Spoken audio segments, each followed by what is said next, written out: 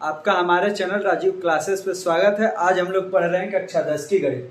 कक्षा 10 की गणित में क्या तो समांतर श्रेणी का क्या तो एक्सरसाइज 5.3 आप लोग देख रहे होंगे कि क्वेश्चन नंबर 11 हमने लिखा है। इसलिए लिखा है क्योंकि इससे पहले जितने भी सवाल हैं 1 2 3 4 5 6 7 8 9 10वें नंबर तक इसके पहले के वीडियो में हमने ऑलरेडी कर चुके हैं। पूरे समांतर श्रेणी को पढ़ चुके हैं इससे पहले का। इसके बाद का हमें पढ़ना है आज के वीडियो में हम कुछ क्वेश्चनों को सॉल्व करेंगे। उसके बाद जो क्वेश्चन बचे रहेंगे उसको अगले पार्ट में सॉल्व करेंगे। यदि अभी तक आपने चैनल को सब्सक्राइब नहीं किया है तो आप चैनल को सब्सक्राइब कीजिए, वीडियो को लाइक कीजिए और अपने दोस्तों को भी शेयर करिए। यदि आपको डेली बाय डेली क्लास पढ़नी हो यूट्यूब पे भी बिल्कुल मुफ्त में क्लास 10th की पूरी मैथ एक्सरसाइज 1 से लास्ट एक्सरसाइज तक हम आपको कंप्लीट मैथ पढ़ाएंगे, वो भी मुफ्त में, वो भी एनसीईआरटी मैथ, जो कि आपके एग्जाम में बोर्ड एग्जाम में पूछी ही जाएगी। और आपका हमें उम्मीद है कि यदि आप हमारे साथ जुड़े रहते हैं तो आपका 95 प्लस ही नंबर आएगा। यदि आपको मैं जैसा जैसा बताता हूँ वैसा वैसा आप करते रहिए। तो अब आइए हम अपने क्वेश्चन पे चलते हैं, अपने प्रश्न पे चलते हैं। क्या है क्वेश्चन नंबर 11। यदि किसी एपी के प्रथम n पदों का योग 4n - n स्क्वायर है तो इसका प्रथम पद क्या है। प्रथम पद अर्थात S1 को ही प्रथम पद भी कहा जाता है, एक को ही प्रथम पद या S1 को प्रथम पद कहा जाता है। उसके बाद प्रथम दो पदों का योग क्या है, उसके बाद दूसरा पद क्या है। इसी प्रकार तीसरे, 10वें और 9वें पद ज्ञात कीजिए। सबसे पहले एक फॉर्मूला इसमें लागू होगा, क्या उसे आप लोग लिख लीजिएगा। n = Sn माइनस में Sn - 1, ये एक फॉर्मूला यूज होगा इस क्वेश्चंस में और इस चैप्टर में पहली बार इस फॉर्मूले का यूज हो रहा है, इसीलिए हमने आप लोगों को बता दिया। अब आइए हम अपने क्वेश्चन पे चलते हैं। सबसे पहले जो जो दिया होता है उसे लिखते हैं। n पदों का योग मतलब Sn का मान दिया हुआ है क्या तो 4n - n स्क्वायर, केवल हमें इतना ही दिया हुआ है। अब क्या क्या निकालना है ये देखिए। a का मान निकालना है, प्रथम पद, प्रथम दो पदों का योग मतलब S2 निकालना है। उसके बाद से दूसरा पद क्या है मतलब A2 निकालना है। उसके बाद से इसी प्रकार तीसरे मतलब A3 निकालना है। उसके बाद से 10वें मतलब A10 निकालना है। उसके बाद से 9वें मतलब AN निकालना है। ऐसे ऐसे हमें निकालना है और इसको सॉल्व करना है। यदि आपको ये फॉर्मूला नहीं याद है फिर भी इसे कर लेंगे, ऐसी कोई दिक्कत नहीं है। तो आप लोग इस फॉर्मूले का मन होगा तो यूज कीजिएगा, ना मन होगा तो मत कीजिएगा, उससे कोई दिक्कत नहीं होगा। नहीं याद होगा फिर भी आपका क्वेश्चन हम सॉल्व कराएंगे। देखिए कैसे सॉल्व करना है। ए का मान मतलब अर्थात S1 कैसे निकलेगा, इनके जगह पे 1 रखने थे तो S1 = 4 1 माइनस में 1 का स्क्वायर, तो क्या होगा 4 - 1 मतलब 3। यह आया S1 का मान, ये हो गया S1 का मान। अब क्या निकालना है हमें, प्रथम दो पदों का योग मतलब S2 निकालना है।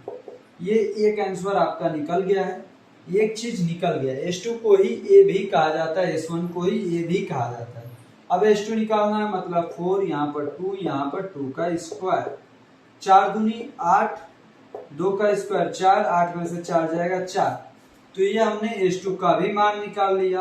अब क्या पूछ रहा है, A2 का मान पूछ रहा है। तो A2 का मान कैसे निकालेंगे ये देखिए। इसको A भी कहा जाता है, S1 को A भी कहा जाता है। तो A2 का मान कैसे निकालेंगे, A2 का फॉर्मूला होता है A + D। ये देखिए A2 का फॉर्मूला क्या होता है A + D। या A2 को आप लोग, A2 मतलब क्या तो पहले और दूसरे पदों को जोड़ने पर आया होगा। तो A2 को आप लोग लिख सकते हैं A + S2। ये मतलब S1 + S2। रुक जाइए सॉरी, देखिए यहाँ पर कैसे निकलेगा A2 का मान। S2 कैसे आया होगा तो A प्लस S1 को जोड़ने पर, S1 के साथ किसको जोड़ेंगे तो S2 को, S1 के साथ A2 को, मतलब S1 मतलब पहला पद, पहले पद से दूसरे पद को जोड़ेंगे तो क्या निकलेगा हमारा S2 निकलेगा। तो S2 देखिए S2 क्या दिया हुआ है 4, यहाँ पर रखते हैं 4। S1 क्या दिया हुआ है 3, अब प्लस में A2, तब देखिए A2 कैसे निकलेगा हमारा। तो A2 = क्या हो जाएगा, ये 3 इधर जाएगा तो 4 - 3, तो 4 - 3, तो A2 का मान कितना आ गया 1।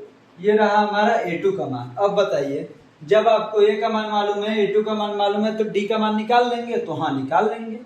तो D = क्या होगा a2 माइनस a1, a2 का मान 1, a1 का मान 3, a1 का मान क्या है 3, तो क्या होगा d का मान -2। ये आपसे पूछा नहीं है, d का मान -2 हमने अपने आसानी के लिए निकाला है कि आगे के पद आसानी से निकल जाए। अब क्या पूछा a3 ना, तो a3 का क्या व्यापक रूप होता है a + 2d, a का मान क्या है 3, 2 और d का मान -2, ये हो जाएगा 3 - 4 कितना हो जाएगा -1, a3 का मान कितना आया -1, ये हमसे पूछा था तो हमने a3 का मान निकाल के उसको दे दिया है। अब क्या पूछा है a10 a10 निकाल लीजिए। यहाँ पर a10 कैसे निकलेगा, तो a10 का फॉर्मूला होता है a + 9d, a का मान 3 + 9, d का मान -2, d का मान कितना है -2, तो 3 माइनस में 18 कितना आ जाएगा -15, ये किसका मान हुआ a10 का, ये हुआ हमारा a10 का मान। अब किसका मान पूछ रहा है an का, तो an का भी मान निकाल देते हैं। n = क्या होता है a + n - 1 इंटू में d, a का मान है 3 + n - 1, d का मान है -2, d का मान -2 है, उधर नहीं दिख रहा होगा तो थोड़ा सा और इधर हम लिख देते हैं 3 + n - 1, d का मान है -2। अब क्या हो जाएगा ये 3 + -2 से n में गुणा होगा तो -2n हो जाएगा, और -2 से 1 में गुणा होगा तो +2, 3 2 5 माइनस में 2n, ये किसका मान हुआ an का, तो n का मान कितना आया 5 माइनस में 2n, ये आपके n का मान निकल गया। जो हमसे पूछा था वो हमने निकाल दिया है। यदि आपको SN वाला फार्मूला याद है तो आप लोग उस फार्मूले से भी कर सकते हैं। हमें ये फार्मूला इसलिए हमने लगाया कि आपको एक अदर फार्मूला याद करने की जरूरत नहीं पड़ेगी, आप लोग उसी फार्मूले से इसको भी निकाल लेंगे। अब हम लोग कर लेते हैं अपने अगले सवाल को। कौन सा अगला सवाल होगा, तो क्वेश्चन नंबर 12। आइए देखते हैं क्वेश्चन नंबर 12 को। अब हम सॉल्व कर लेते हैं अपने 12 नंबर प्रश्न को। देखिए क्या है, ऐसे प्रथम 40 धन पूर्णांकों का योग ज्ञात कीजिए जो 6 से विभाज्य हो। प्रथम 40 धन पूर्णांकों का योग बताना है जो 6 से विभाज्य है। तो प्रथम धन पूर्णांक क्या होता है 1, तो 1 नहीं कटता है, तो जाएंगे तो दूसरा मिलेगा 6, पहला मिलेगा 6, दूसरा मिलेगा 12, तीसरा मिलेगा 18, ऐसे ही मिलते जाएंगे। तो जो हमें यहाँ पर सीरीज बनेगी, सबसे पहले वो हम बना लेते हैं धन पूर्णांकों की सीरीज। एपी क्या बनेगी यहाँ पर, एपी बनेगा 6, 12, 18, ऐसे ही डॉट डॉट डॉट बनेगा। इसमें ए का मान क्या है, इसमें ए का मान है 6, ए का मान हो गया 6। अब डी का मान क्या है, तो डी का मान भी 6 ही है। अब 40 धन पूर्णांक मतलब एन का मान 40 से हमसे पूछ क्या रहा है, ऐसे प्रथम 40 धन पूर्णांकों का योग मतलब इस 40 का मान हमसे पूछ रहा है। तो आइए इस 40 निकाल लेते हैं। इस 40 इक्वल टू एसएन का सबसे पहले फॉर्मूला लिखते हैं, SN equal to n/2 2a plus n - 1 into में d, ये होता है फॉर्मूला। n/2 मतलब 40/2, a2a मतलब 2 गुणे में 6 प्लस n - 1 मतलब 40 - 1, d का मान 6, ये हो गया। अब देखिए 40/2 मतलब 20, यहाँ पर क्या होगा 6 दूनी 12 प्लस 40 में से 1 जाए 39 गुणे में 6, ये क्या होगा 20, 12 प्लस 6 9 54 का 4 5 लगा 80, 6 3 18 5 23, 234 में 12 जोड़ेंगे तो कितना हो जाएगा 20 गुणे 246। अब 20 से 246 में गुणा करेंगे तो आएगा 4920, 4920, यही हमारा आंसर हो जाएगा। इस 40 का मान कितना आएगा, तो इस 40 का मान 4920 हो जाएगा, ये हमारा आंसर। प्रथम 40 धन पूर्णांकों का योग जो 6 से विभाज्य हो जाए कितना होगा 4920। अब हम लोग कर लेते हैं अपने 13 नंबर प्रश्न को। अब हम कर लेते हैं अपने 13 नंबर प्रश्न को। क्या है, 8 के प्रथम 15 गुणजों का योग ज्ञात कीजिए। सबसे पहले आपको गुणज की समझ होनी चाहिए। 8 के गुणज जैसे 8 का गुणज होगा 8, 16, 24, ये सब गुणज कहे जाते हैं। मतलब जो 8 के पहाड़ा में आते हो ये सब 8 के गुणज होते हैं। और प्रथम 15 गुणज कह रहा है मतलब स्टार्टिंग से, तो 8 एकम 8, 8 दूनी 16, ऐसे पढ़ना है हमें 8 से 15 तक। जो 15 से गुणा करने पर 8 में जो आता है वहां तक जाना है। तो सबसे पहले क्या करना है, एपी हम बना लेते हैं। एपी यहाँ पर क्या बनेगी, तो 8, 16, 24 ऐसे ही डॉट डॉट डॉट 15वें पद तक हमें जाना है। अब इसे हम लोग इसमें ए और एन डी का मान लिख लेते हैं। ए का मान क्या है, तो ए का मान है 8, डी का मान क्या है तो 8, एन का मान क्या है तो 15 पद लेने हैं तो 15। हमसे पूछ रहा है S15 का मान, हमें S15 का मान निकालना है। अब आइए हम इसे सॉल्व कर लेते हैं। Sn का फॉर्मूला क्या होता है, n/2 2a plus n-1 into में d। n/2 मतलब 15/2। अब देखिए ये S15 का मान निकाल रहे हैं। 2a मतलब 2 गुणे में 8 प्लस 15 माइनस 1 इंटू में 8। अब देखिए 15/2 ये कितना होगा, अंदर में 8 दूनी 16 प्लस 15 में से 1 जाए 14 गुणे में 8 हो जाएगा। अब क्या होगा तो 15/2 इधर हो जाएगा 16 प्लस 14 8 112। 112 और 16 कितना होगा 128। तो ये आएगा S15 का मान 15/2 गुणे में 128। 2 से 128 कितनी बार में, 64 बार में। तो S15 इक्वल टू 15 गुणे में 64।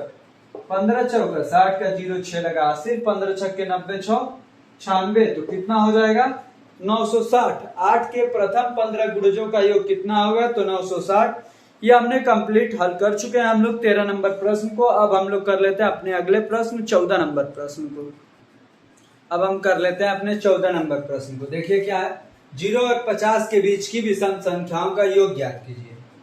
0 और 50 के बीच की विषम संख्या है, तो यहाँ पर एपी क्या बनेगी, एपी हमारी बनेगी 1 3 5 ऐसे ही डॉट डॉट डॉट। 50 विषम संख्या नहीं है तो 50 से पहले 49 तक हमें जाना है। इसमें ए का मान क्या है 1, डी का मान क्या है तो 3 में से 1 जाए 2, एन का मान हमें नहीं पता है, अब कौन काउंट करने जा पाए। एन का मान क्या है मतलब लास्ट पद क्या है तो 49। हमें क्या पूछा है, एसएन का मान, इसी सारे पदों का मान पूछा है। तो हम एसएन के लिए सबसे पहले हमें एन मालूम होनी चाहिए। तो एन कैसे मालूम चलेगा, एन वाले फॉर्मूले से। N equal to a plus n minus में 1 इंटू में डी। एन का मान हमें नहीं, एन का मान 49 पता है, ए का मान 1 पता है, एन का मान नहीं पता है, डी का मान 2 हमें पता है। इधर आएगा तो 49 माइनस 1 बराबर एन माइनस 1 इंटू में 2। 49 में से 1 जाएगा 48, इधर में एन माइनस 1 इंटू 2, तो एन माइनस 1 इक्वल टू 48 बटे में 2, तो n minus 1 equal to 24। N बराबर 24 प्लस 1 कितना हो जाएगा 25। एन का मान कितना आया 25। अब हमें क्या निकालना है, सबका योगफल। तो क्या निकालना है, एस 25 का मान निकालना है। तो हो जाएगा एसएन का फॉर्मूला एक आता है, एसएन इक्वल टू ये भी होता है, हमने आपको बता रखा है और इस पे सवाल भी हल करा दिए हैं। ए प्लस ए एन, एन का मान क्या है 25, तो 25 बटे 2। ये किसका मान निकाल रहे हैं, एस 25 का मान। ए का मान क्या है 1, तो यहाँ पर रखिए 1। एन का मान कितना है तो 49, यहाँ पर रखिए 49।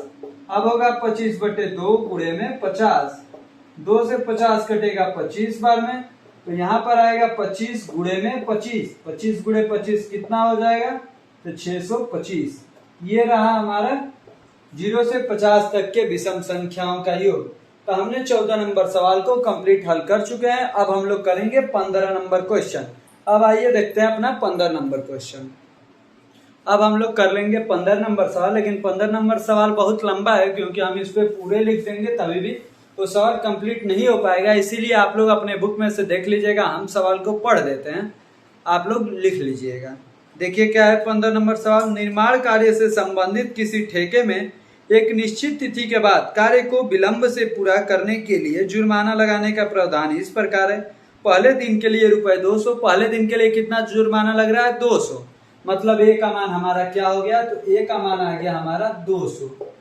ये पहले दिन का है, A1 का मान दिया है। अब देखिए आगे क्या दिया है, आगे दिया है कि दूसरे दिन के लिए ₹250, तीसरे दिन के लिए ₹300 इत्यादि, अर्थात प्रत्येक उत्तरोत्तर दिन का जुर्माना अपने से ठीक पहले दिन के जुर्माने से ₹50 अधिक है। जब बस केवल 50 अधिक है, मतलब डेली 50 रुपए बढ़ रहा है, मतलब डी का मान क्या हो गया, डी का मान हमारा दिया हुआ है 50। ये हो गया डी का मान। अब क्या उसके आगे दिया है, तो देखिए एक ठेकेदार को जुर्माने के रूप में कितनी राशि अदा करनी पड़ेगी। पूछा है कि ठेकेदार को जुर्माने के रूप में कितनी राशि अदा करनी पड़ेगी, मतलब जोड़ कुल योग हमें बताना पड़ेगा।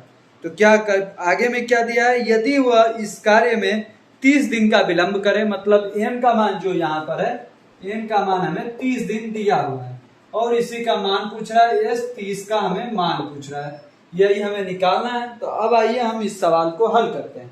सवाल बहुत लंबा था इसलिए हम लिख नहीं पाए, आप लोग लिख लीजिएगा अपने बुक में से। सबके पास तो एनसीईआरटी की बुक होगी, यदि एनसीईआरटी की बुक नहीं होगी तो अपने दोस्तों से लेकर के लिख लीजिएगा। अब हम लोग इस सवाल को हल कर लेते हैं। S30 का मान निकाल लेते हैं। S30 का मान कैसे निकलता है, तो फॉर्मूला Sn का सबसे पहले आप लोग लिख लीजिए, n/2 2a plus n minus में 1 इंटू में d, ये रहा। अब n का मान कितना है 30, तो 30/2। ये किसका मान निकालना है, S30 का।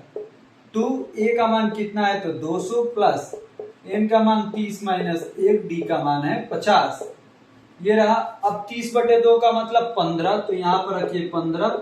ये देखिए 200 दूनी 400 प्लस 30 में से 1 जाएगा 29 गुणे में 50, तो क्या हो जाएगा, तो 15, ये अंदर में 400 प्लस 5 9 45 का 5 4 लगा 80, 5 2 10 4 14, 1450।